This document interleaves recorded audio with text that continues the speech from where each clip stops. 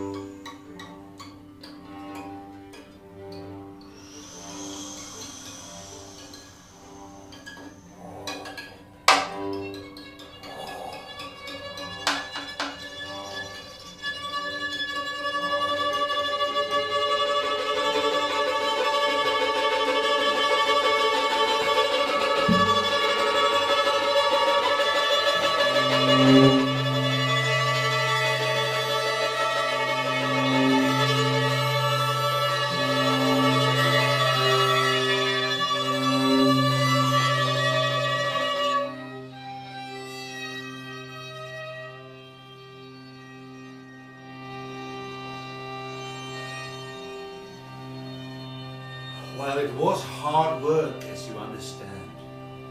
But now the sky was there, the ground was there, the mountains, the waters, and the great prairie. And he made the grass to grow, and he made the forests grow, and all the plants and all the seeds. And then he started to populate the world. He made the mosquitoes and the flies and the bugs, but also the salmon and all the fishes and the snakes and the foxes and the coyote and the wolves, the elk, the deer, the bear,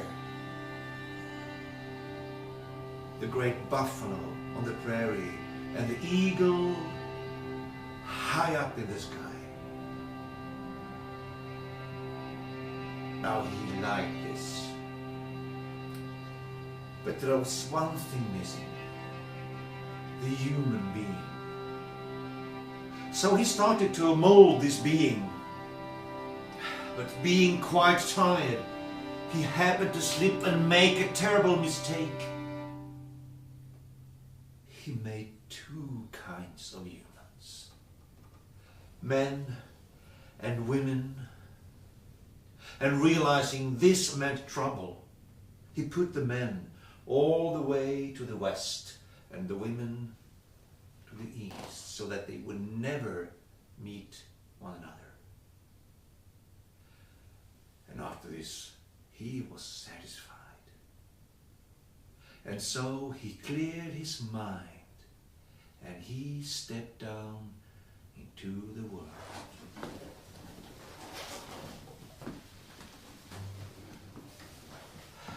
And he was one of the men. It was fun, it was lovely.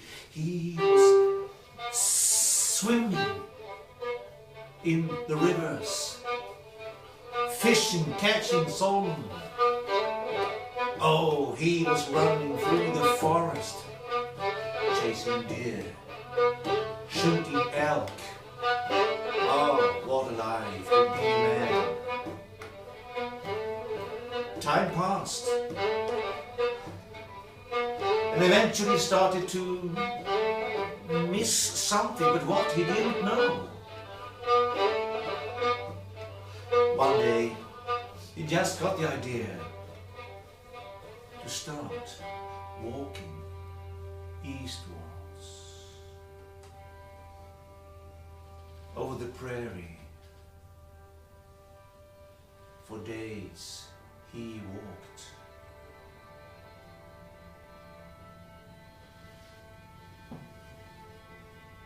And eventually he saw a village with a strange kind of people. He watched them hidden, and when he had seen enough, he turned around and he ran all the way back to the men's camp to tell what he had found. There is another kind of people. They are called women. They look kind of strange, I have to say. Yeah, they have a really, really big bum. And as if that was not enough, they have another bum on the front. But they have the loveliest tents to live in. Made by buffalo skin with beautiful paintings on. And you should see their dresses. And their shining plaited hair. And how they put pearls in the hair. I've never seen something like it. And the men said, we should really go to meet these women and see for ourselves. And little did they know that just there in the forest, someone was spying at them. A woman. Because the women had found the footprints of the old man. And they wanted to know what kind of a person this was. And now she was spying. And she was fascinated. So she ran all the way back to the women's village to tell what she had seen.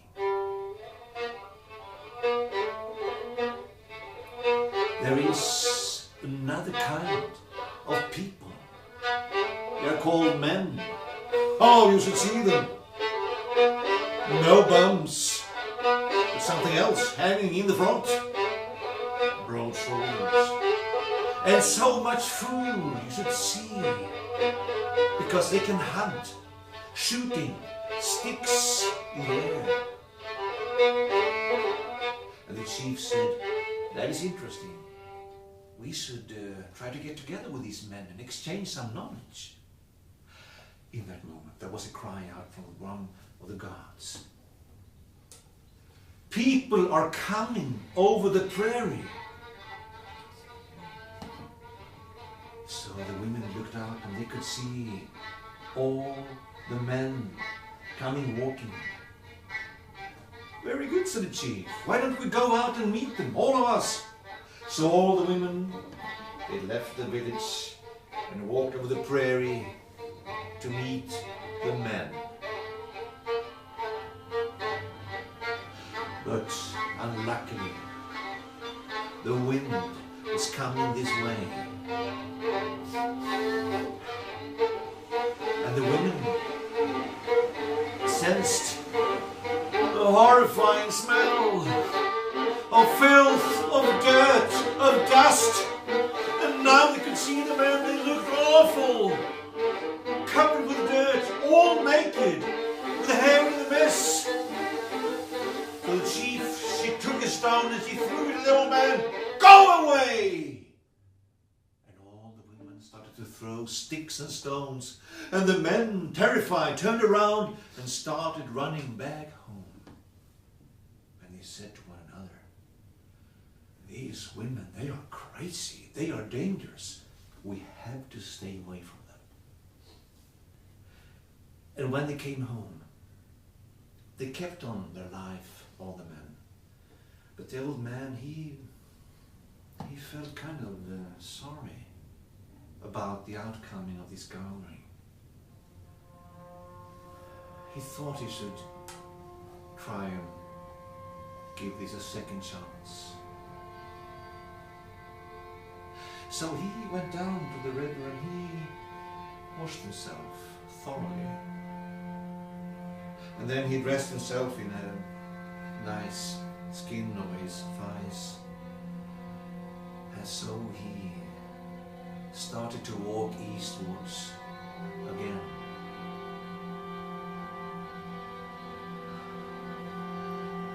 But he was worried.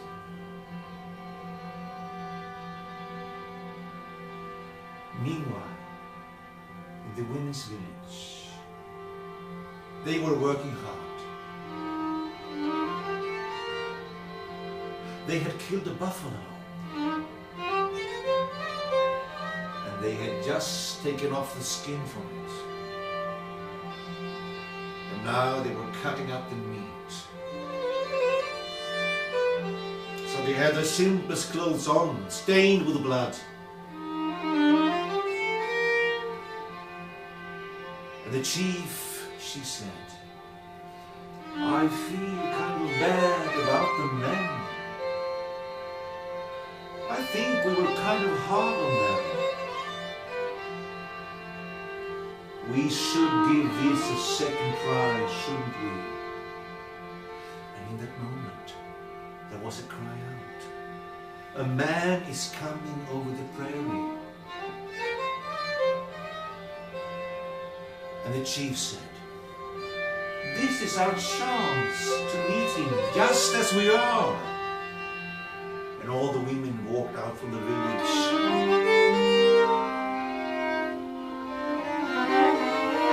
And the old man, he saw them coming in hundreds,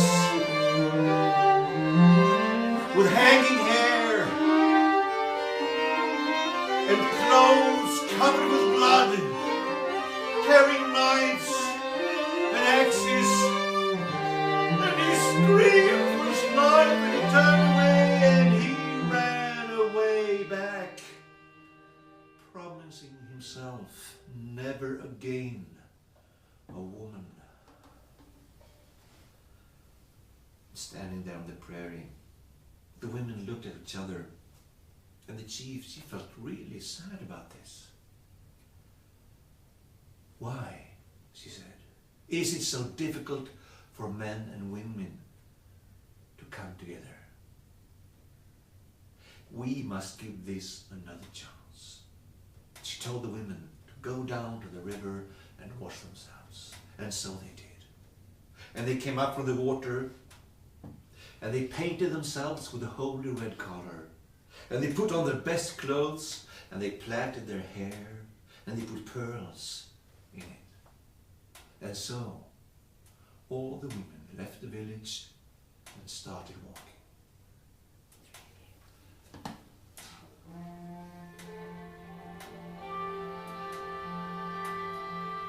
It was a long way to go. And to make it easier, the chief got an idea to start making sounds with her voice.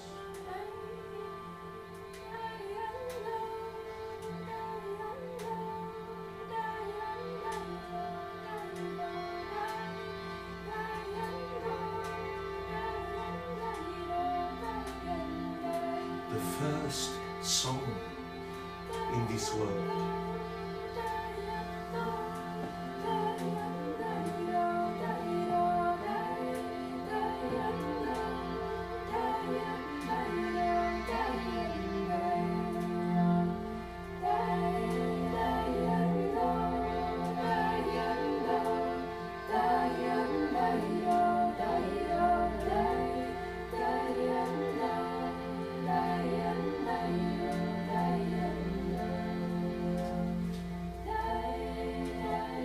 The men heard the sounds of the women. The women are coming, attacking us. Run for your lives, they said. But the old man, he said, no, wait, listen, listen.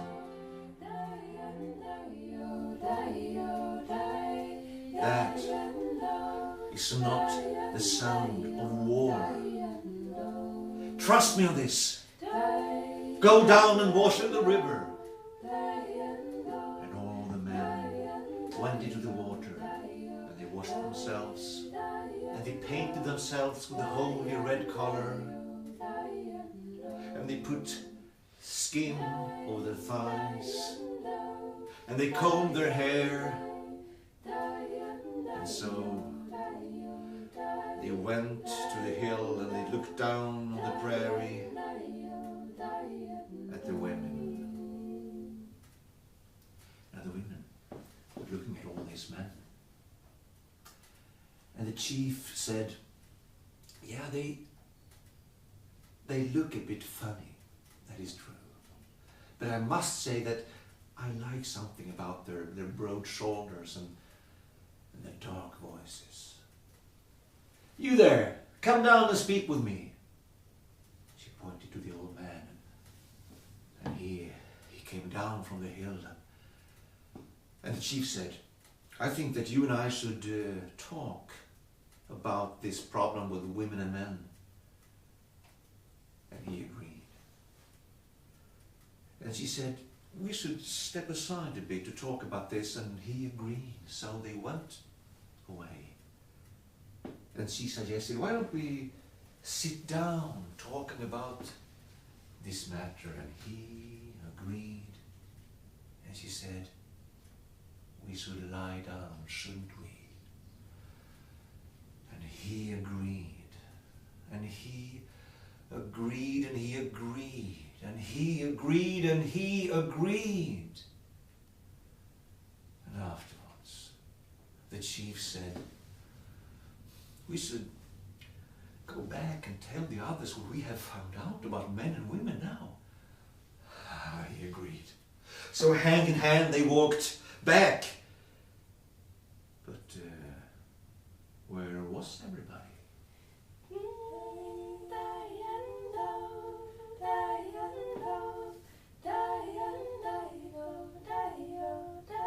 They heard sounds from the high grass, sounds from the forest, sounds from the rocks,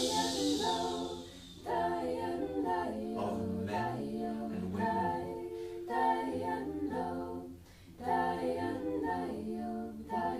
And after a while, they all came walking back, hand in hand, man and woman, and some man and man, or woman and woman, and all their mouths were smiling, and their faces were smiling, and their bodies were smiling. And ever since then, they all live together in the same village. They have the nicest tents of buffalo skin, painted in all colors. They are well dressed, and they have plenty of food. And ever since then, there is love, there is marriage,